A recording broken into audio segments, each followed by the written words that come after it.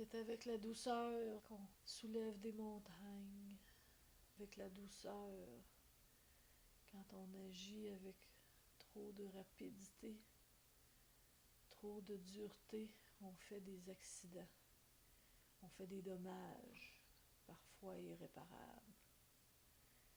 Mais avec la douceur et la lenteur, on a le temps de réfléchir, on a le temps d'arriver à prendre la bonne direction, le bon mouvement, le mouvement requis au bon moment, ni trop vite ni trop lent. Oui, c'est avec cette lenteur-là et cette douceur-là qu'on arrive à passer dans les chemins étroits et droits. Oui, c'est avec la douceur et avec la douceur qu'on atteint les sommets de l'éternel. Oui, car avec la douceur, on a le temps de réfléchir. On ralentit le pas. On ralentit le pas. Et on calcule et on regarde autour de soi. On regarde, on analyse. Est-ce que ça passe? Est-ce que le chemin passe? Oui, est-ce que le chemin passe? Comment dois-je m'y prendre? Comment dois-je réfléchir? Comment dois-je me ressentir? Ce n'est pas dans la nervosité qu'on arrive à quelque chose. Ce n'est pas dans l'anxiété qu'on arrive à quelque chose. C'est avec un esprit serein, un esprit doux et paisible qu'on réfléchit, que nos émotions ne font pas obstacle à notre raison. Oui, avec la douceur de l'Éternel, nous arrivons à faire des miracles.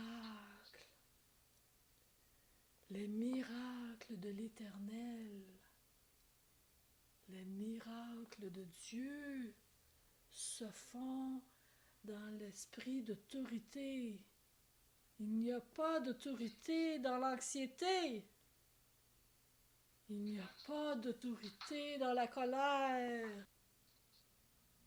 Car l'autorité de la colère, je ne vous l'ai pas donnée. Je l'ai gardée pour moi, dit l'Éternel. C'est à moi qu'appartient la colère. L'autorité de la colère appartient à l'Éternel.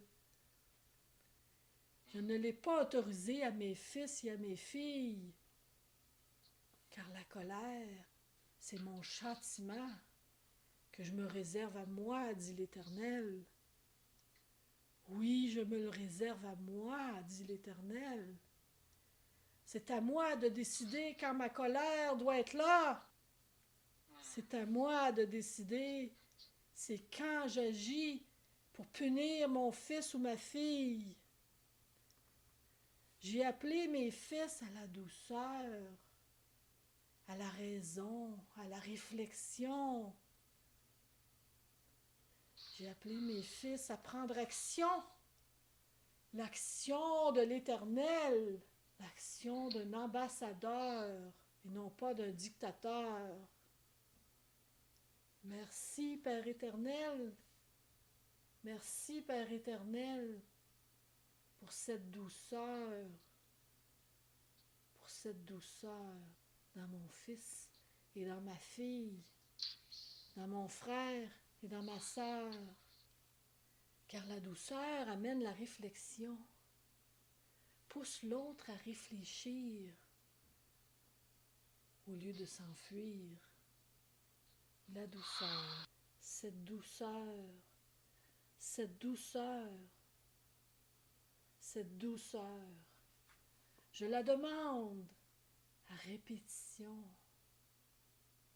et je la demande encore et toujours et je la demanderai toujours. Car nous ne sommes pas fils de querelle, nous ne sommes pas fils de division. Mieux garder le silence que démontrer une colère querelleuse. La douceur. Ce fruit que je demande, dit l'Éternel, que j'ai demandé, que je redemande encore et toujours. La douceur de l'esprit apaise les âmes, les cœurs brisés et fait obéir. La douceur fait obéir les esprits rebelles.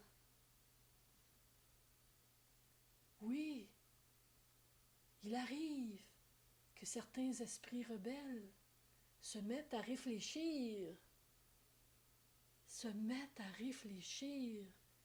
comme l'Éternel réfléchit. Mais pour que ce soit possible, cette réflexion n'est possible que par la douceur. La folie de Dieu est douce. La folie du monde est colère. Les fous de ce monde se mettent en colère. Les fous de Dieu gardent leur calme et leur douceur en présence des rebelles et des méchants. La méchanceté de l'homme et de la femme est illimitée. Illimitée. Mais avec la douceur, les méchants finissent par croire qu'un Dieu existe. Les criminels en prison se convertissent par la douceur des paroles de Jésus-Christ dans la Bible. La Bible que j'ai fait écrire par mes prophètes et mes écrivains. Oui, cette douceur doit être en toi, mon fils. La douceur de mon Dieu. La douceur de mon esprit, dit l'Éternel, doit vivre en toi jusqu'au bout de tes orteils et de tes doigts. Père éternel, Père éternel, Père éternel, le Père éternel viendra à ton secours, viendra à ton aide, à ta rescousse. Pourquoi? Parce que tu es son fils rempli de douceur. Parce que tu n'auras pas brisé l'œuvre de ton Dieu. L'œuvre de ton Dieu peut être détruite par ton manque de douceur. Rappelle-toi de cela. Rappelle-toi que l'agneau, il est doux et paisible, et il a peur de son Dieu. L'agneau est rempli de crainte, d'anxiété, mais pas des choses de ce monde. L'agneau est rempli de la crainte de son Dieu. Lorsque son maître se présente à lui, il a peur. Il le craint. Il l'esquive parce qu'il sait que c'est lui qui possède toute la puissance et l'autorité dans sa main. C'est lui qui peut prendre sa main et l'égorger et lui fermer les cordes vocales, au point où son sang coule, au point où son sang coule par terre, que son âme quitte son corps. Il le craint, il le sait, il l'a vu faire, il l'a vu, il a vu, l'agneau a vu son Dieu, son maître, égorger d'autres agneaux. Et il craint son Dieu. Il le craint parce que c'est la volonté de Dieu d'avoir des entrailles de charitable, des entrailles d'obéissance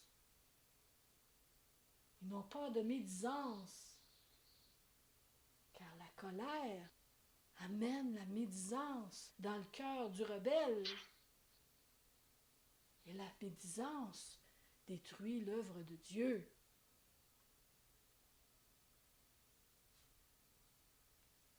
Nous ne voulons pas détruire l'œuvre de Dieu. Nous devons créer l'amour par la douceur, par la douceur. Rappelle-toi de ces paroles, mon fils, aujourd'hui. Parole qui vient de ton Dieu, du paradis, des cieux,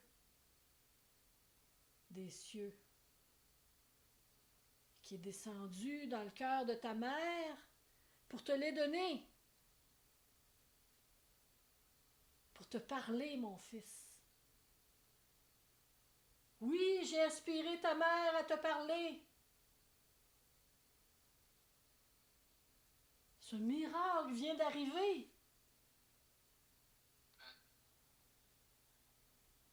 Car ta mère, elle aime mon Jésus.